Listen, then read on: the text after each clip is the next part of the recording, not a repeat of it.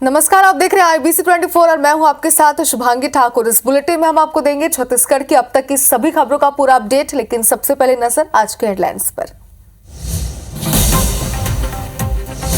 Sai cabinet की बैठक में अहम फैसले। भारतमाला परियोजना की जांच करेगी EOW। नक्सलवाद, आत्मसमर्पण, राहत एवं पुनर्वास नीति 2025 भी मंजूर। PCC चीफ दीपक बैज ने ईडी और सरकार पर कसा तंज। बोले, ईडी पर चढ़ा बीजेपी का भगवा रंग। मंत्री केदार कश्यप का पलटवार। कहा, भगवा रंग से इतनी चीड़ क्यों। छत्तीसगढ़ के तथाकथित सीडी कांड में रिवीजन केस फाइल। डीजे ने CBI स्पेशल जज के पास भेजी फाइल। पहले रिवीजन के एडमिशन पर होगी बहस। आबकारी घोटाला मामले में आरोप पत्र दाखिल। कवासी लखमा के खिलाफ 3841 पन्नों का आरोप पत्र दाखिल। 12 डिस्टिलरी कंपनी के संचालकों को भी बनाया आरोपी।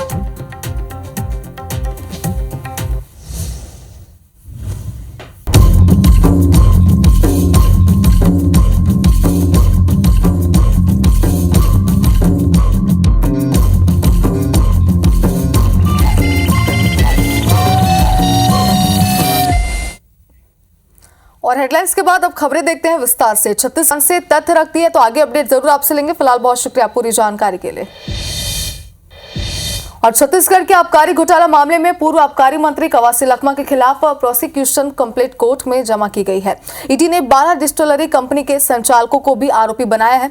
करीब 2161 करोड़ रुपए के आबकारी घोटाले में अब तक कुल 21 नामजद आरोपी बनाए गए हैं। बुधवार को इस मामले में ईडी ने कवासी लखमा के खिलाफ 3841 पन्नों का आरोप पत्र ईडी की विशेष कोर्ट में पेश किया। कवासी पिछले 2 महीनों से रायपुर जेल में बंद है। रायपुर जेल में बंद होटल कारोबारी अनवर ढेबर के आवेदन पर कोर्ट ने डिस्टिलरियों को आरोपी बनाया है। आरोप पत्र में बताया गया है कि छत्तीसगढ़ डिस्टिलरी को 48, भाटिया वाइन मर्चेंट को 28 और वेलकम डिस्टिलरी को 24% दुकानों में शराब आपूर्ति का काम दिया गया था। आरोप पत्र में दावा किया गया है कि पूर्व आबकारी मंत्री कवासी लखमा को हर महीने 2 करोड़ रुपए कमीशन के तौर पर दिए जाते थे।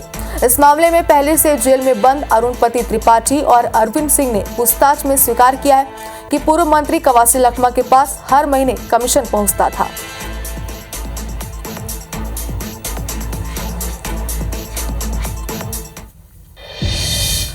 और मुख्यमंत्री विष्णुदेव साय ने बुधवार को विधानसभा परिसर स्थित समिति कक्ष में बस्तर पंडुम 2025 के लोगों का अनावरण किया। मुख्यमंत्री विष्णुदेव साय ने कहा कि बस्तर को माओवाद से मुक्त करने की दिशा में हमने तेजी से काम किया है। मुख्यमंत्री ने कहा कि हमने नक्सली हिंसा से ग्रसित पूर्ववर्ती गांव में अस्पताल खोलने का निर्णय लिया। आपको बता दें कि बस्तर पंडुम में नृत्य, गीत, लोक कला, लोक संस्कृति, नाट्य, शिल्प, रीति रिवाज, परंपरा और व्यंजन सहित विभिन्न 7 विधाओं में प्रतियोगिताएं आयोजित की जाएंगी। ये स्पर्धाएं 3 चरणों में संपन्न होंगी। जनपद स्तरीय प्रतियोगिता 12 से 20 मार्च, जिला स्तरीय प्रतियोगिता 21 से 23 मार्च और संभाग स्तरीय प्रतियोगिता दंतेवाड़ा में 1 से 3 अप्रैल तक संपन्न होंगी। ये बस्तर पंडुम का शुभारंभ हो रहा है। जनजातीय नृत्य है, जनजातीय गीत है, जनजातीय नाट्य है, वाद्य यंत्रों का प्रदर्शन है और जनजातीय वेशभूषा है, जनजातीय शिल्प, चित्रकला है और वहाँ का जो व्यंजन है, पेय है। ये 7 विधाओं में प्रतियोगिता होगा और जो इसमें विजेता होंगे उनको पुरस्कृत भी करेंगे। और साई कैबिनेट की बैठक बुधवार को मुख्यमंत्री निवास में हुई। इस दौरान छत्तीसगढ़ में भारतमाला परियोजना के क्रियान्वयन में भ्रष्टाचार की शिकायत पर इसकी जांच EOW से कराने का निर्णय लिया गया।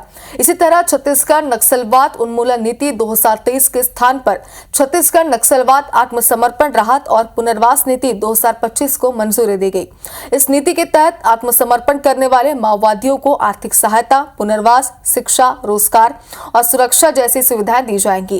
कैबिनेट में राज्य जल सूचना केंद्र यानी कि SWIC का गठन करने का निर्णय लिया गया है। वहीं प्रदेश के 9 बांधों के सुधार कार्यों के लिए 522 करोड़ रुपए भारत सरकार के माध्यम से ऋण स्वीकृत प्राप्त करने का निर्णय लिया गया। बैठक में मुख्यमंत्री सुशासन फेलोशिप योजना शुरू करने का निर्णय लिया गया है। इसी तरह छत्तीसगढ़ निजी विश्वविद्यालय संशोधन विधेयक के साथ ही फिल्म छावा को राज्य में टैक्स फ्री करने की घोषणा का अनुमोदन किया गया।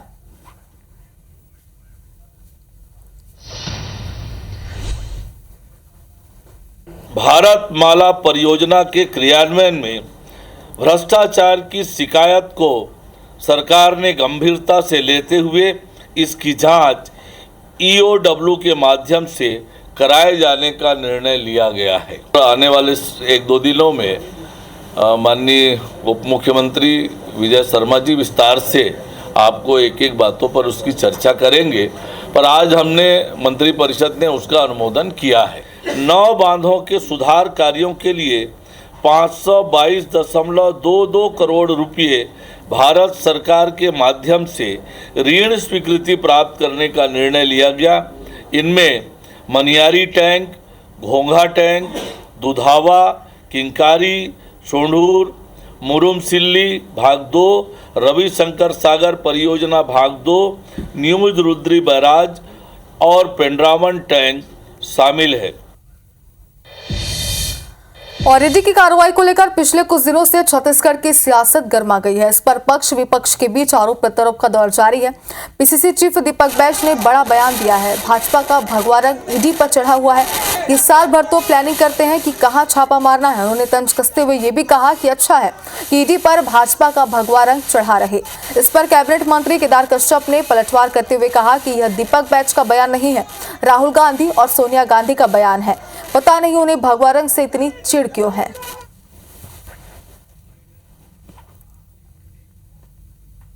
गई है कि भारतीय जनता पार्टी का पूरा कलर, भगवा कलर ईडी के ऊपर चढ़ा हुआ है। इसलिए यह है कि होली के रंग में मुझे लगता है कि ईडी के ऊपर भी भगवा कलर है तो अच्छा रहेगा उनके लिए भी। पीसीसी के अध्यक्ष का बयान नहीं है, ये राहुल गांधी का बयान है, सोनिया गांधी का बयान है। उनको भगवा से चिढ़ है। भगवा के प्रति उनका जो ये जहर है ये उगलता जा रहा है। लेकिन हम सबको गले मिला रहे हैं और ये संदेश दे रहे हैं कि हमारे मतभेद हो सकते हैं, मनभेद नहीं है।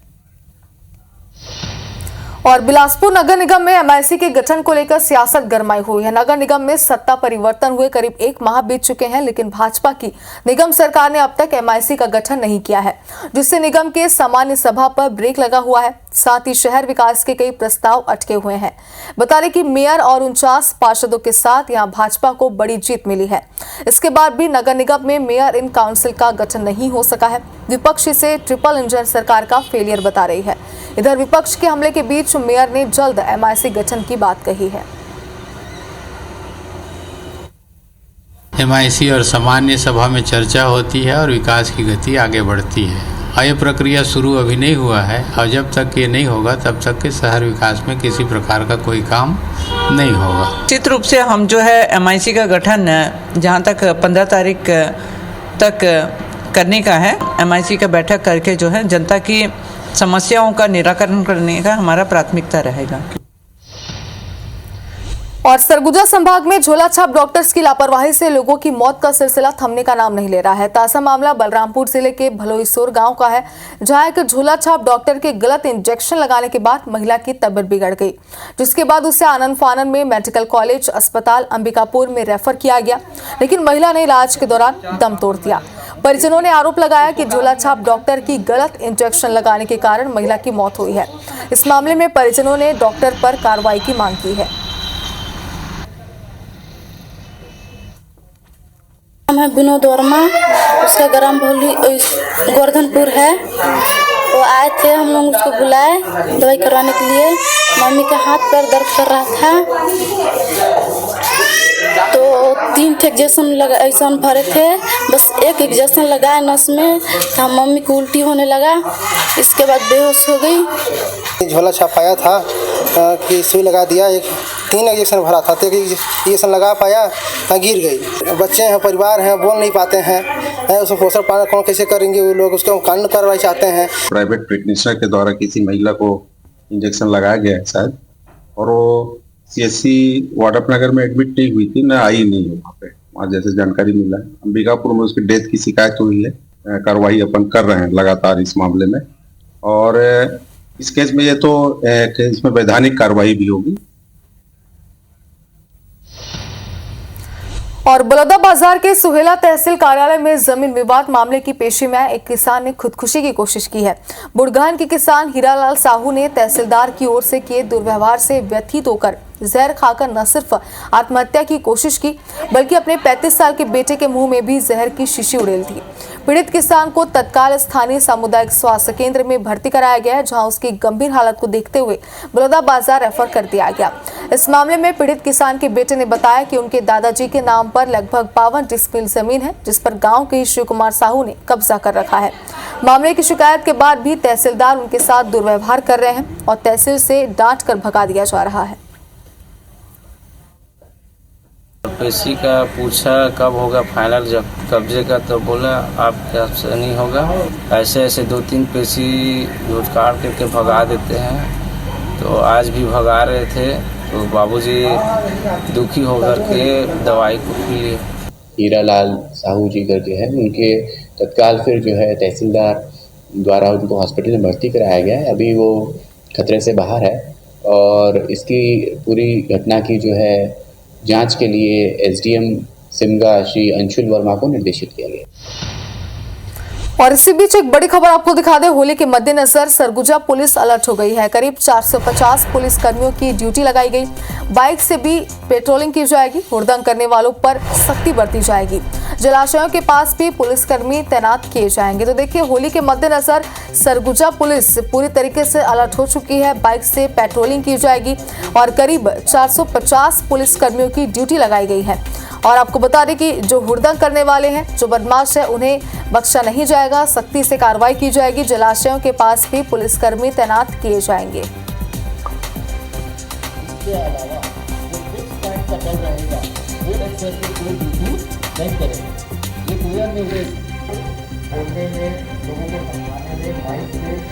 मुख्यमंत्री विष्णुदेव साय और डिप्टी सीएम अरुण साह बुधवार को रायपुर प्रेस क्लब के होली मिलन कार्यक्रम में शामिल हुए। इस दौरान मुख्यमंत्री और डिप्टी सीएम पत्रकारों के साथ होली के गीतों पर जमकर झूमे और दोनों ने नगाड़ा भी बजाया। सीएम और डिप्टी सीएम ने सभी को होली की शुभकामनाएं दी। कार्यक्रम में महापौर मीनल चौबे, मुख्यमंत्री के मीडिया सलाहकार पंकज झा, मीडिया प्रभारी अमित चिमनानी, सह प्रभारी अनुराग अग्रवाल भी विशेष रूप से मौजूद रहे। छत्तीसगढ़ी फिल्मों के सिंगर सुनील सोनी ने इस मौके पर होली का फाग सुनाया। रायपुर प्रेस क्लब के अध्यक्ष, महासचिव और पदाधिकारियों ने मुख्यमंत्री, डिप्टी सीएम और सभी अतिथियों का रंग गुलाल और विभिन्न सब्जियों से बने मालाओं से उनका स्वागत किया। इस मौके पर शहर के सभी पत्रकार होली के गानों और डीजे पर जमकर नाचे और एक दूसरे को रंग गुलाल लगाकर होली की शुभकामनाएं दी।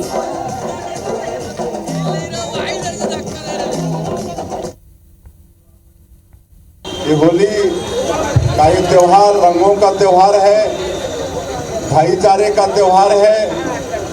और आज आप लोगों के साथ ये होली मिलन करके ये रंग गुलाल लगा के बहुत अच्छा लग रहा है। प्रेस क्लब रायपुर के सभी साथियों को बहुत बधाई और शुभकामनाएं देता हूं। इसी तरह से हम हर साल होली का आयोजन करते रहें और लगातार इसी तरह से आपस में स्नेह सौहार्द बनाकर चले। आप सबको बहुत बधाई। और छत्तीसगढ़ विधानसभा में बीते दिन होली मिलन समारोह का आयोजन किया गया। इस दौरान सत्ता पक्ष और विपक्ष दोनों एक साथ रंगों में रंगे नजर आए। विधानसभा अध्यक्ष रमन सिंह, मुख्यमंत्री विष्णुदेव साय, नेता प्रतिपक्ष चरणदास महंत, पूर्व सीएम भूपेश बघेल समेत सभी मंत्री और विधायक होली मिलन में शामिल हुए। नेताओं ने एक दूसरे को गले लगाकर बधाई दी। सभी फाग गीत गाते हुए नाचते भी नजर आए। अध्यक्ष डॉक्टर रमन सिंह भी आगे हैं और पूर्व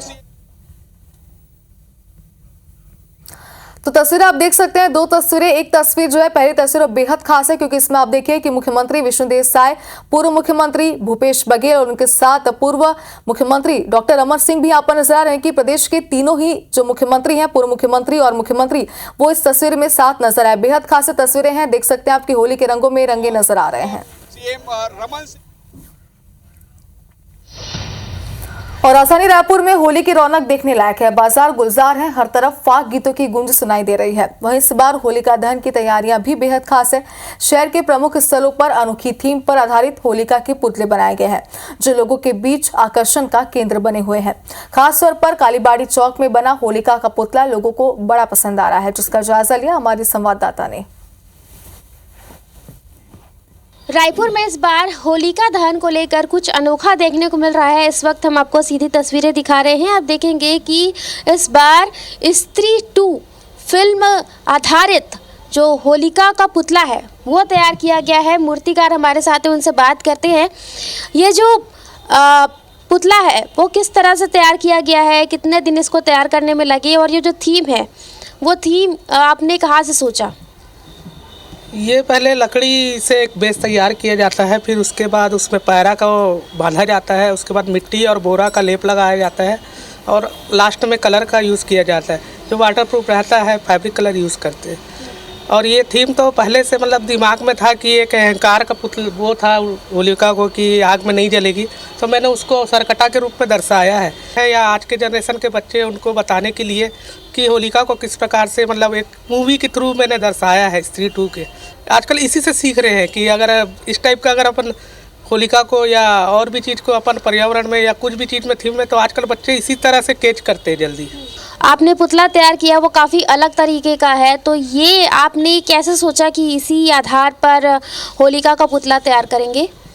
चल रहा है उस हिसाब से, मतलब जो दिख रहा है लोगों को, जो बातें कर रहे हैं, जैसे ये मूवी आई थी तो बहुत चली थी, उसी प्रकार से मैंने अगर मैं मूवी से मूर्ति के रूप में ढालता हूँ तो किस लोग उसको कैसे देखते हैं, प्रक्रिया देते हैं, उस हिसाब से मैंने तैयार किया है।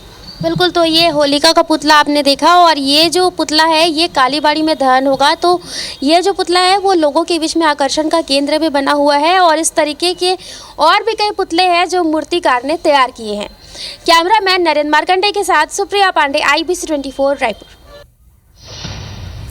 और रायपुर के VIP रोड स्थित निरंजन धर्मशाला में भव्य होलिकोत्सव का आयोजन किया गया। विश्व प्रसिद्ध संस्था हरे कृष्णा मूवमेंट के इस आयोजन में सबसे पहले भगवान श्री कृष्ण का अभिषेक किया गया। इसके बाद भोग लगाकर होली उत्सव की शुरुआत की गई। छत्तीसगढ़ में हरे कृष्णा मूवमेंट के अध्यक्ष व्योपाद दास ने कहा कि होली एक प्रकार से भगवान की लीला का त्योहार है। प्रेम, हर्ष, खुशी, उल्लास, भाईचारे और भक्ति का त्योहार है, लेकिन ये विकृत रूप ले रहा है। लोगों को परंपराओं से जोड़े रखने हरे कृष्णा मूवमेंट पुरातन काल की तरह की होली का आयोजन करता है।